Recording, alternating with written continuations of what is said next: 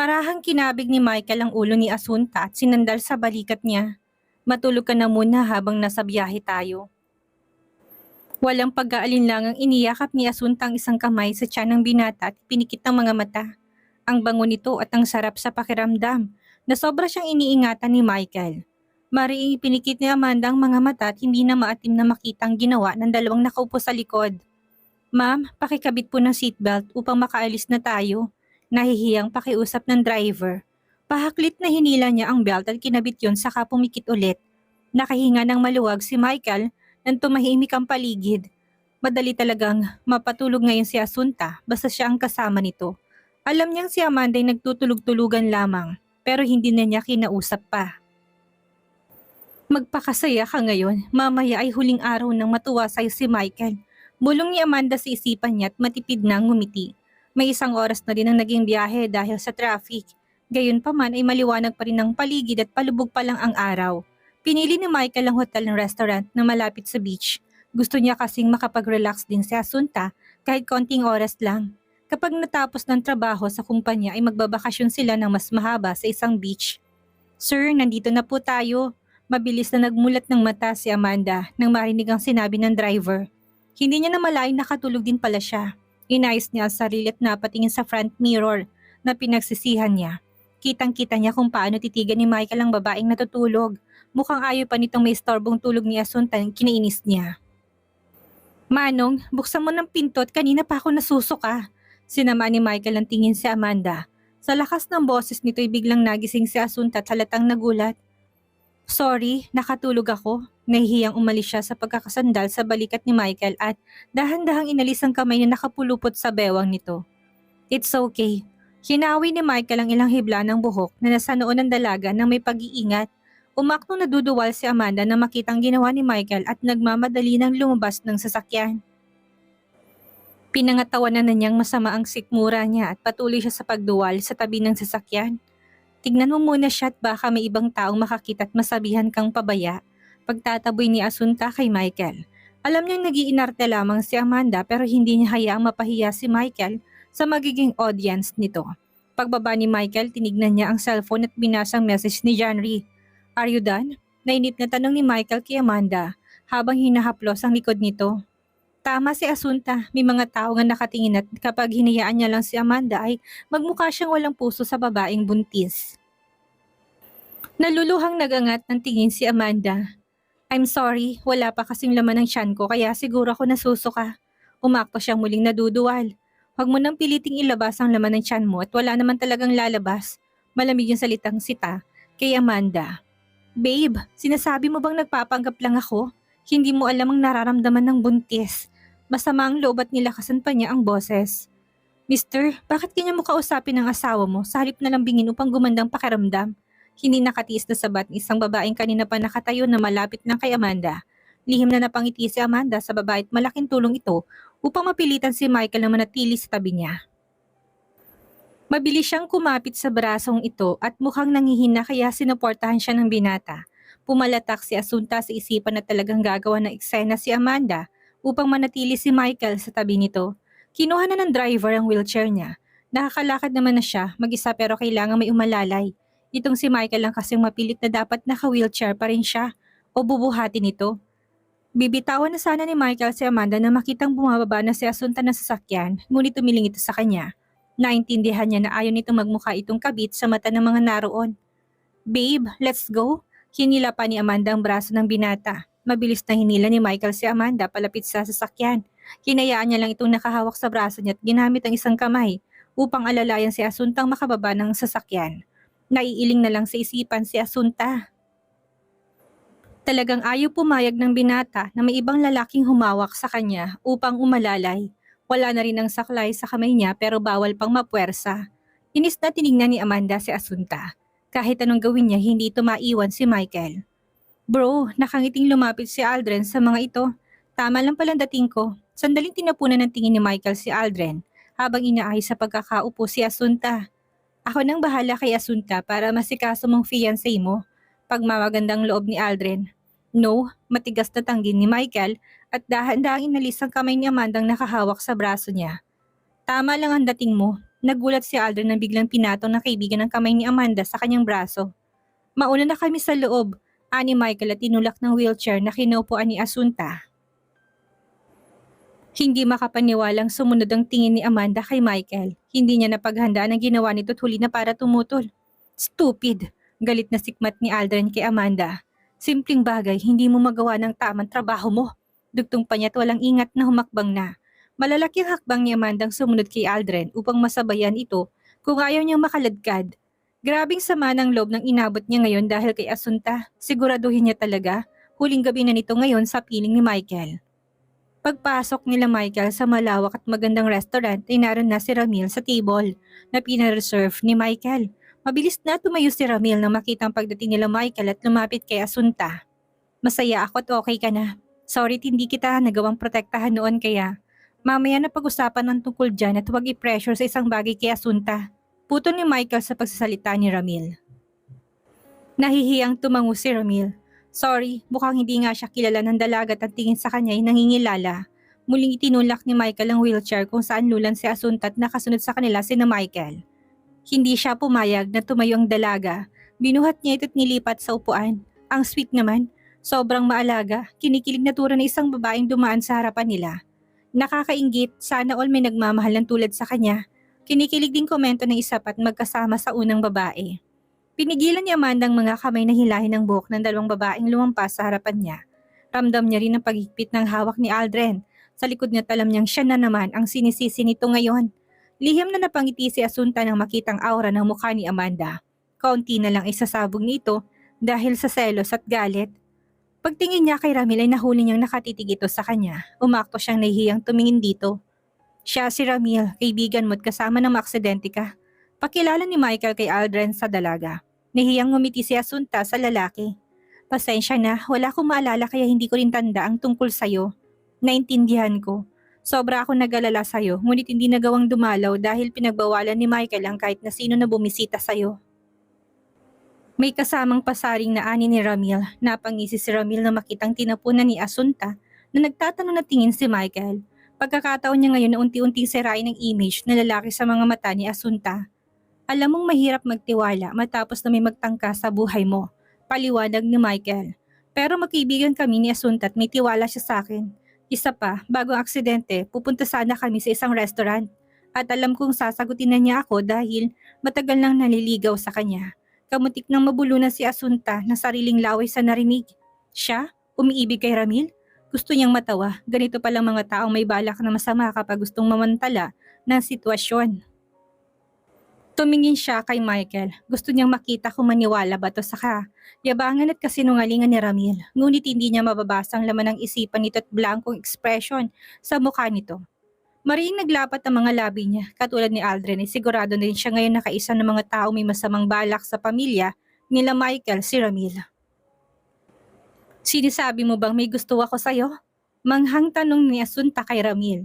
Napalunok na muna ng sariling laway si Ramil at saka sumagot kay Asunta. Yes, lahat ay alam ko rin tungkol sa'yo dahil sinasabi mo sa akin. Pero ang sabi ng nanay ko ay si Michael ang gusto ko. Nagugulo ang ani ni Asunta at saka nagpalipat-lipat ang tingin kina Michael at Ramil. Marahil ay hindi mo nasabi sa mama mo na nag-iba ng tibok ng puso mo. Singit ni Amanda sa pag-uusap ng dalawa. Naguguluhan pa rin tumingin si Asunta kay Michael at nanghihinang kaliwanagan dito. Ngunit tahimik lang ito't mukhang hindi interesado sa mga naririnig. Alam kong hindi mo matandaan, hayaan mo sana kung ipaalala ko sa'yo. Pakiusap ni Ramil. Bago ang aksidente, ano nangyari at nasaan ka nang matumba na ako? Tanong ni Asunta. Natatandaan mo bang nangyari noong araw na yon? Kinakabahang tanong ni Ramil sa dalaga. Sinabi sa akin ni Janry ang nagligtas sa akin. Nakahinga ng maluwag si Ramil at ang akala may natandaan ng dalaga. Mapahiya siya kung wala man lang palang amnesia si Asunta. Kung ikaw ang kasama ko that time, bakit si Janry ang tumulong sa akin? Tanong ni Asunta. Kung ano man ang sinabi niya sa'yo ay pawang kasinungalingan yon. Hindi totoong pinabayaan kita. Ako lang ang sinisisi ni Michael dahil ako ang nagaya sa'yo na kumain sa labas. Paliwanag ni Ramil. Napahawak si Asunta sa ulot na kunwaring masakit iyon.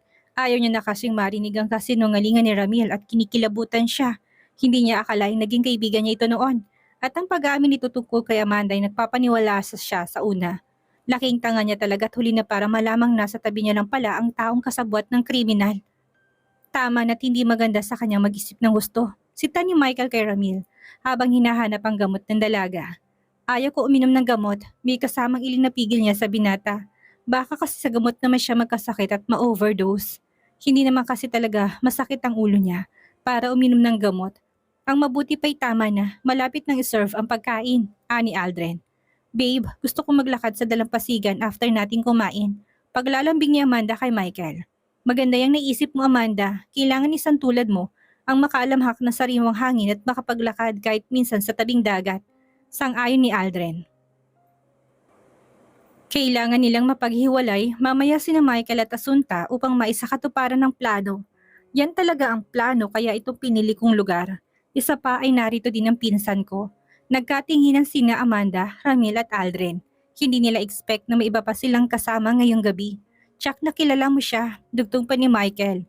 Dahil sa pag-iimbestiga niya ay nalaman niyang batchmate niya pala si Amanda.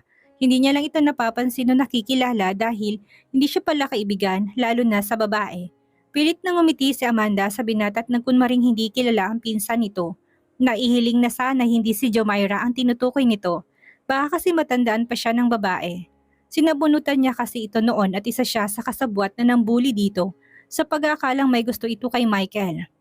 Huli nang malaman niyang pinsan pala ni Michael si Jomaira. Kung alam niya lang agad noon, kinaibigan niya na sana upang mapalapit kay Michael. Napatingin si Asunta sa dalawang bakanting upuan, hindi niya rin alam na may iba pa pala silang kasama ngayong gabi. Late na ba kami? Nakangiting tanong ni Jomaira habang naglalakad palapit kina Michael. Napayuko ng ulo si Amanda na makitang si Jomaira nga ang dumating at kasama nito ang asawa. Bigla siyang nainggit at malaki ng tiyan ng babae, halatang alaga at mahal ito ng asawa. Tama lang ang dating niyo. Nakipagkamay si Michael kay Richard. Kamusta? Humalik si Jomaira kay Asunta. Nahiyang ngumiti si Asunta sa pinsan ng binata. Minsan lang magtagpo ang landas nila noon pero mabait ito, tinutokso lagi sila ni Michael kapag nakita. Alam kasi nito kung gaano niya kamahal si Michael. Ayos lang ako, salamat. Hindi ka pa rin nagbago kahit na may amnesia na. Nahihiya ka pa rin sa akin. Tukso ni Jomaira sa dalaga na lalong ikinapula ng pisngi nito. Sinarili na lang ni Amanda ang inis na nadarama. Lahat na lang pabor kay Asunta. Maging ang pinsan ni Michael ay gusto din ito. Hi, my name is Ramil. Pakilala ni Ramil sa sarili kina Jomaira. Masusing pinagmamasdan ni Jomaira ang lalaki na gabot ng kamay sa kanya. Tinanggap niya yun at ngumiti. This is my husband, turo niya kay Richard. Mabilis na inabot ni Richard ang kamay ng lalaki upang bitawan na nito ang kamay ng asawa niya. Kamusta? Ang laki na ng tiyan mo. Nakangiting bati ni Aldrin kay Jomaira. Ngumiti si Jomaira sa lalaki matapos makipag-usap dito ay lumipat ang tingin niya sa babaeng nasa kabilang side ng pinsan. Amanda, right?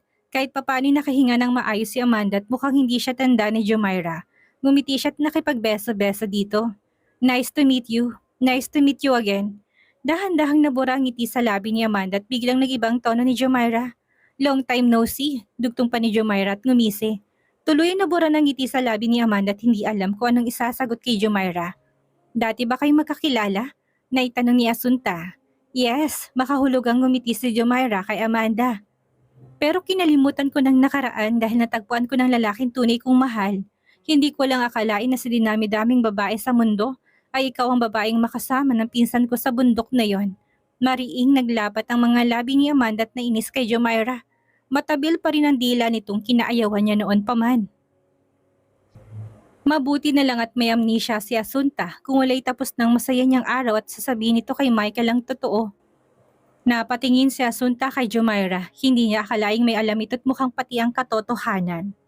Pagtingin niya kay Michael ay blankong ekspresyon ng mukha kaya hindi niya mahulaan kung anong iniisip nito. Marahil ay destiny talaga sila ni Michael kaya nagtagpo ang landas nila sa Davao.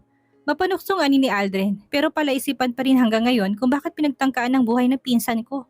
Lumabi si Jomaira at parang nag-iisip habang nakatingin kay Aldrin. Maraming rebelde sa lugar na yun at hindi namin kontrolado ang paligid na inhingi na ng tawad ng organisasyon namin.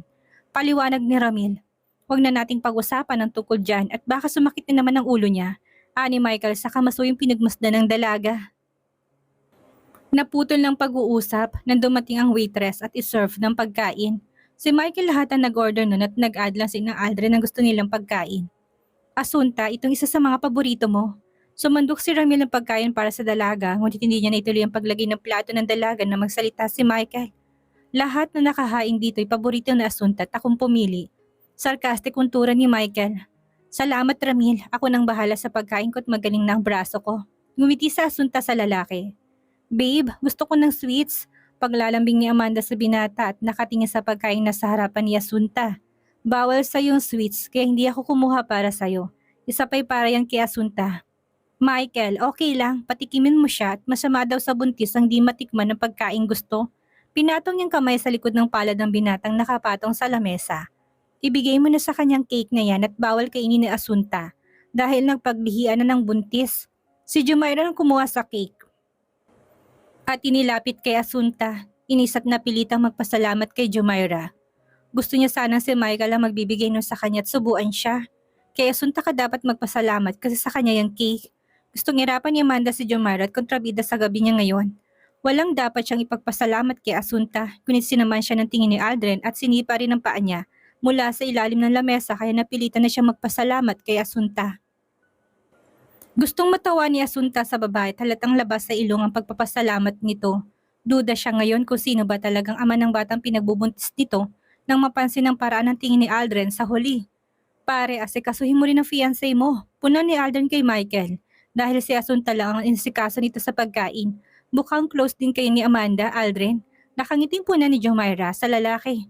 Ayaw ko lang makakita ng babaeng mukhang kawawa sa harapan ng ayos lang ako, puto ni Amanda sa pagsasalita ni Aldrin. Lalo lamang siyang naawa sa sarili. Dahil sa mga sinasabi nito, nagkibit-balikat si Jumaira at may punto naman si Aldrin. Kung ordinaryong couple ang dalawa ay talagang kaawa-awa at hindi niya rin gusto ang ganoon. Pero iba kasi ang sitwasyon at deserve yun ni Amanda. Walang salitang pinagsandok ni Michael ng pagkain si Amanda. Eat more. Thank you babe. Matamis ng ngiting humulma sa labi niya. Mas okay na magpanggap na hindi siya nasasaktan at halatang napilitan lamang si Michael na pagsilbihan siya. Asunta, try mo to. Pinagbalat ni Ramil ng hipon ng dalaga. Bawal pa si Asunta sa ganyang pagkain. Pigil ni Michael at nila yung plato ng dalaga kay Ramil. Sorry, hindi ko alam na may bawal sa pagkain mo. Nasanay kasi ako na tuwing kakain tayo sa labas ay itong una mong gustong kainin at akong gusto mong magbalat. Gusto na namang masok ni Asunta dahil sa pinagsasabi ni Ramil. Pinalalabas nito na sweet siya dito noon at gusto itong makasalo lagi sa pagkain. Huwag mo nang ipaalala ang mga hindi importanteng bagay kay Asunta at hindi yan nakakatulong upang makaalala na siya. Aroganting sita ni Michael sa lalaki. Naikuyom ni Ramil ang kamay na nakapatong sa hit at nagpipigil na bigwasan. Nang isang suntok si Michael. Halatang ayaw nito magkaroon siya ng puwang sa alaala ngayon ni Asunta. Babe, ikaw din kumain. Alam ko na obligasyon mong alagaan si Asunta pero huwag mong pabayaan na sarili mo. Nilagyan ni Amanda ng pagkain ng plato ni Michael na halos hindi magalaw ang sariling pagkain dahil sa kakaasikaso kay Asunta. Huwag mo na akong intindihin, mas pagtuunan mo sarili at kailangan mong kumain ng marami. Kahit tinanggihan ni Michael ang pagkain gusto niyang ilagay sa plato nito, ay masaya pa rin si Amanda. Mula kasi sa plato nito ay nilipat nitong pagkain sa kanyang pinagkakainan. Kumain ka na rin at huwag siyang bantayan mo, bulong ni Richard sa asawa. At sinubuan ito. Panay kasi sulyap nito kay Amanda. Tsk, ang OA kasi. Bulong din ni Jumaira bago ngumuya hanggang matapos sa pagkain ay asikaso ni Michael si Asunta ni kinasar ni Amanda. Kung hindi pa siya gagawa ng eksena, hindi siya mapapansin ni Michael. Pagtingin niya kay Aldrin ay halos hindi na may pintang mukha nito. Habang nakatingin kina Michael na nakatalikod na, dinala nito si Asunta sa banyo. Napatingin si Aldrin kay Amanda, sinaman niya ito ng tingin ng hindi niya pa rin ito kumikilos. Gusto niya itong murahin at kailangan pa niyang iutos dito kung anong dapat na gawin. Napasimangot si Amanda nang mabasang naisipahiwatig ng mga titig ni Aldrin sa kanya. Nagmamadali na siyang tumayo at sumunod kina Michael. Samantalahin niya ng pagkakataong busy pa sa Jumaira sa kausap nito sa phone. Alam naman niya kasing hanggang pinto lang si Michael ng banyo at pambabae lamang ang palikurang papasukin ni Asunta.